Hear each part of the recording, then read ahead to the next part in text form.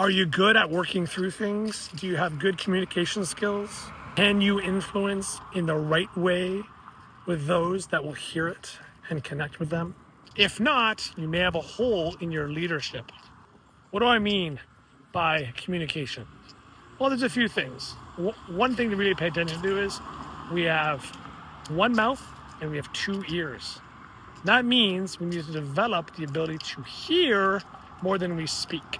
And one of the things I do when I'm working with leaders and teams and organizations is I ask a lot of questions and then spend a lot of time trying to understand what they're telling me and observing and getting them to tell me stories and give examples. This allows me to develop, and you as a leader as well, good communication skills. Not only can you develop that by listening more, but also you can be curious as opposed to make assumptions. You can be open as opposed to being closed. Those are all powerful things you can do in communication. The other part of this is influence. Now, there's essentially two types of influence.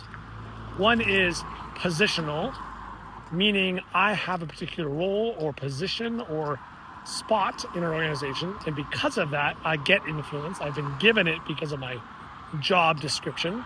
If I'm a vice president, then automatically I will have positional authority or influence based on the position I'm in the organization. On the other side, you have influence based on relationships, based on how you actually engage with people. You have this something called influential authority. You have influence based on how you connect with people. You have the ability to get people to hear you, get people to consider options, to explore with you, to explore what they're saying, to be open and curious as well.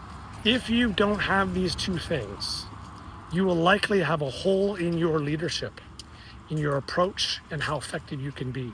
You need to work on these two things. Develop more communication. Contribute through communication and let others contribute as well. And of course, develop more influence in ways that work with the people you're working with. Not to make them to do things, but to actually get them to consider how they're doing things and if they can do them better or if we're even on the right track.